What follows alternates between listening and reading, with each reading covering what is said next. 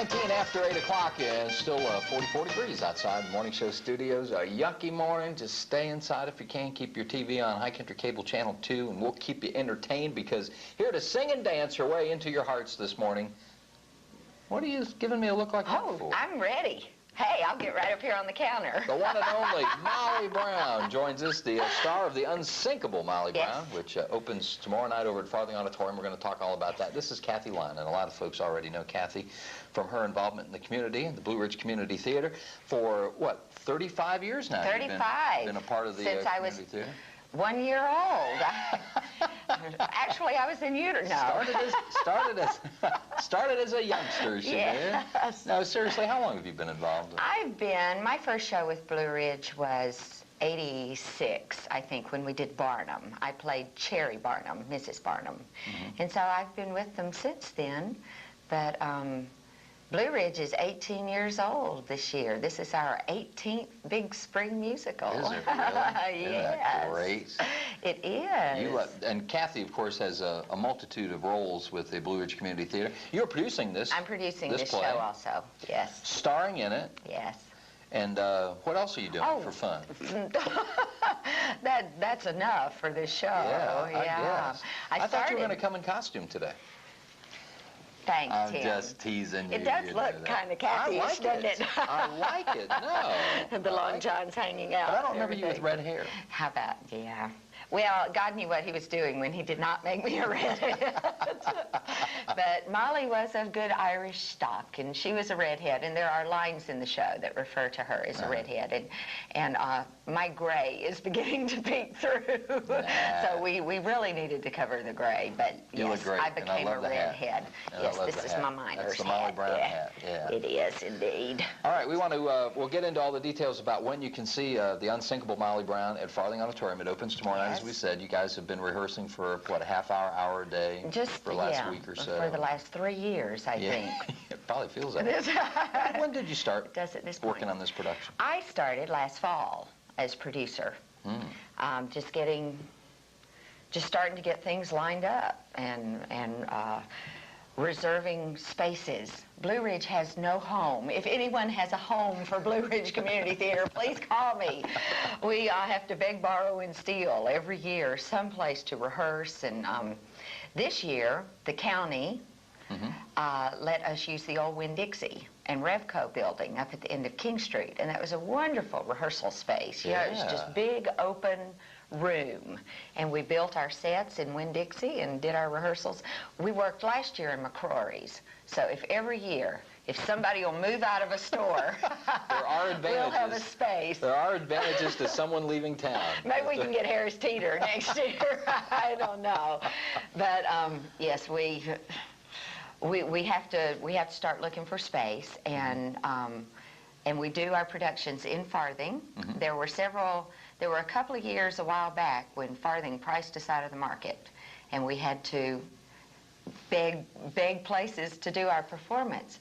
But Perry Mixter at the Office of Cultural Affairs has just worked with us so beautifully. We were able to move back into Farthing, and we're so thankful for that. Community theater does not have a big stockpile of money. You know, we cover our shows, and that's about it. And when you know, when bills get to running too high, we have to do something. But anyway, we are back in Farthing, and that's wonderful, and we thank Perry for that. And the Farthing crew works with us so beautifully, and it's fun. So I started last fall working on things like that, selling ads for the programs, just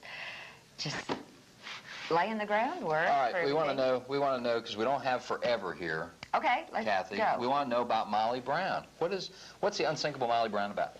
Molly Brown was a real person.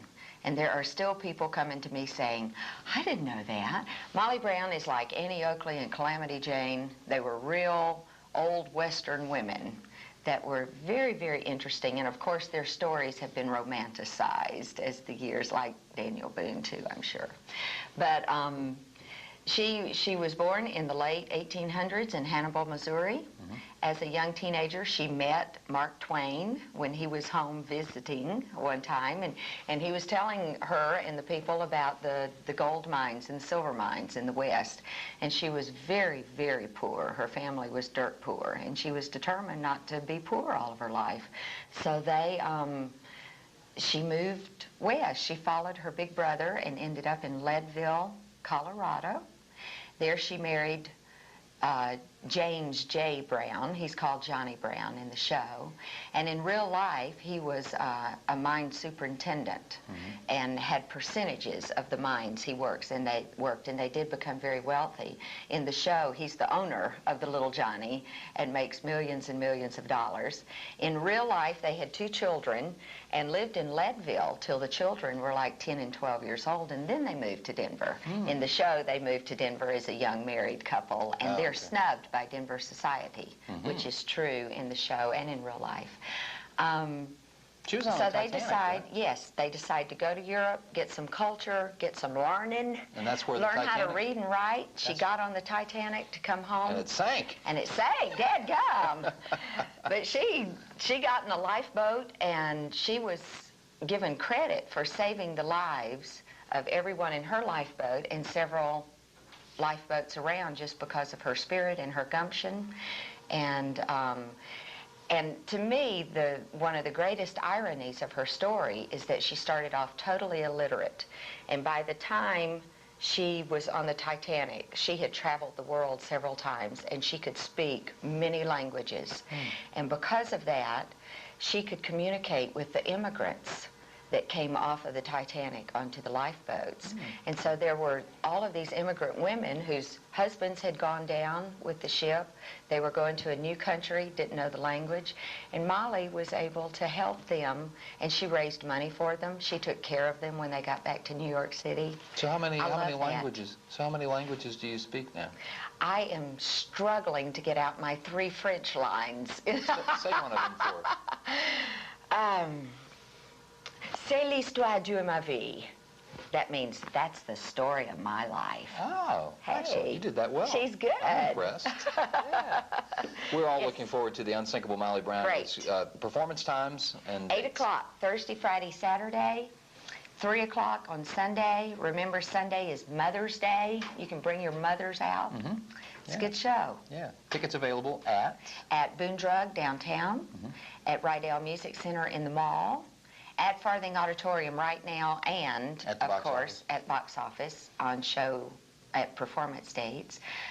Blowing Rock Chamber of Commerce, Lise McRae Performing Arts Office, Pastime Hobbies in New Market Center. So, no excuse not to get the tickets. No excuse, go buy them right now. That's right. Blue Ridge Come Community see us. Theater. Absolutely. How many folks in the cast? What's the total We've cast? got something over 100. Do you really? Yes, and 50 of those are kids, little ones. And good They're music wonderful. too, isn't it? Great. Meredith Wilson music, straight from the Music Man. Excellent. Kathy, Yes. thanks for being here. Thank you, do Tim. such a great job. Keep up Thank the good work you. with the community theater. Thanks. Kathy Lyon, who is Molly Brown, as well as the producer of the Unsinkable Molly Brown. Check it out this weekend, starting tomorrow night over at Farthing Auditorium.